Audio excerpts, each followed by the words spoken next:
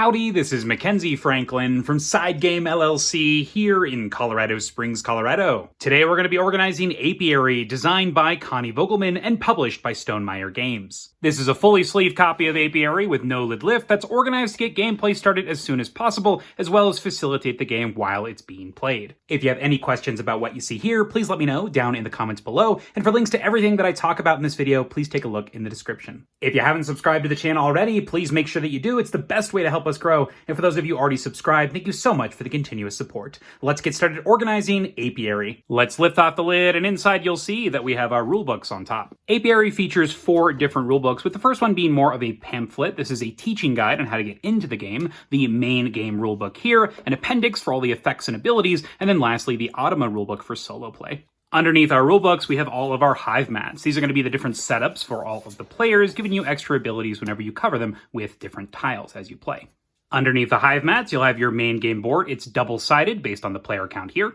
And that brings us to our main section here. We're actually going to keep the included insert for this game. I think that the inserts for Stonemaier Games in general are pretty dang awesome, and that is no exception here. So keep the insert here, and let's see what goes into each of the different slots. Starting from this upper right section, you'll have all of the docking mats. This is going to be one for the solo mode, as well as one for each of the different 5 players. This is where you're going to store all of your pieces, as well as your exploration tokens, your hibernation tokens, sort of your hub where all of your different bee workers are going to be. Underneath our docking mats, we have a drawstring bag that's going to store all of your explore tokens. So these explore tokens will get populated on the board. So you'll randomly draw a couple and then drop them in their appropriate spaces. So it's nice to have them in a random draw bag so you're not having to pick anything into tiles, and they are truly randomized when you're setting up that main game map.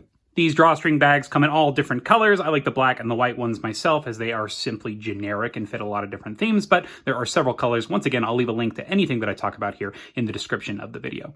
Underneath the Explore token bag, you have an included removable insert that contains all of your different resource tokens. So you have your pollen, your fiber, your water, as well as your wax and honey tokens, and you'll just put this in a general area for people to gain resources from.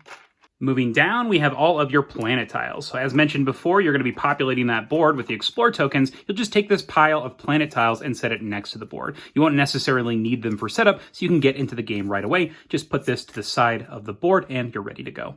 In our bottom right corner, we have all of the seed cards for the game. Shuffle these up, put them in their appropriate spot on the board. They've got different ways for endgame scoring, as well as special abilities that you can trigger during the game. I love the flexibility on these cards here. Those are the seed cards. Now's a good time to talk about the sleeves we use for Apiary. All of the cards fit in the standard American matte board game sleeves, and we use the Game-genic version. I love the way that they shuffle and feel. They've got a nice clear background so you can see the artwork, and they do fit in the included insert as well.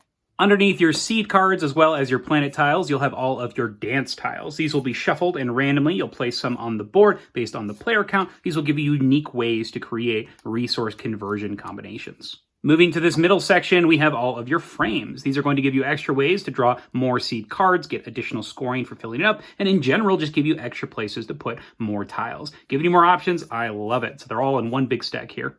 Underneath your frames, you have all of your faction tiles. Now, these are double-sided, one that shows your starting workers as well as your starting resources, highlighted in green here. And then when you take a specific action, you can actually upgrade your ability of your starting character. So you have one giant pile, several options to choose from, and it's going to give you a unique game experience. Moving to this upper left corner, you have all of your player aids for the game. There are 5 of them, and they are double-sided, featuring the resources on one side and the iconography, and then the phase reference as well as the scoring reference on the bottom. These work perfectly, and in lower player count games, you can hand one on one side and one on the other for each person. Underneath our player aids, we have all of the tiles for the game. Starting off with your smaller sets of tiles, we have 30 of the recruit tiles, 29 of the development tiles, and then lastly, another 30 of the carving tiles. So they're going to go into these smaller spaces here. You'll have one larger stack, and these are all of your farm tiles, those green backgrounds, and you'll shuffle all of those tile sets up and put them on their appropriate spaces on the board. And that brings us to our last section, this bottom left corner, which is going to store a variety of components, starting off with your player pieces. Separate each color of components into their own plastic bag. These do come with the game, and these are going to include 3 types of components. First off, you have your workers. These are going to be 4 per player. You'll have your player tokens. You'll have 3 of these per player. And then lastly, your hibernation tokens, and you'll have 7 of these per player. Put all of those like-colored components in the same plastic bag, and then toss it to the player who's going to play that color. And we'll do the same thing for blue, red, gray, and yellow. Stored snugly under those player components, we have another piece that's going to go on that main game board. This is the Queenship Miniature. Put in that bottom right section of the exploration and make sure to affix that plastic base to the miniature itself.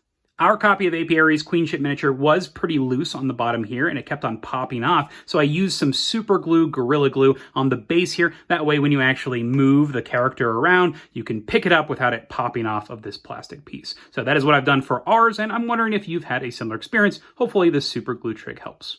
The last set of tokens are our dance tokens, and you'll just place this whole pile in their area on the main game board. When you're constructing dances, you can pick from any of these, so just place them into stack. You don't need to shuffle them or anything like that. We've got a silica gel packet in here for freshness. And our last two components are our Automa components for the single player mode. You've got your Automa gained worker token. This is going to flip based on the difficulty level of the Automa that you're playing against. And lastly, you have all of the Automa cards. This is going to dictate not only the decision tree of the Automa, but also the actions that they are going to be taking.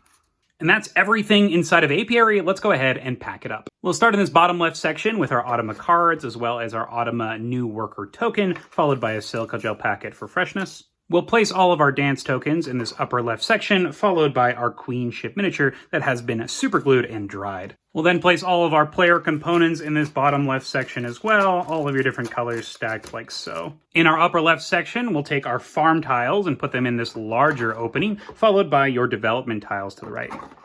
And we'll finish our tiles with our carving tiles on the left, followed by the recruit tiles on the right. Place all of the faction tiles in this middle section, followed by your frames. In the bottom right corner, we'll slide all of our dance tiles in, followed by your seed cards, and then all of your planet tiles. We'll put our removable resource container in this upper right section. Put your exploration tokens inside of their draw bag, close it up, and then toss that inside of that resource container. We'll place our docking mats and the Automa docking mat on top of that resource container. We'll cover the tiles with all of the player aids.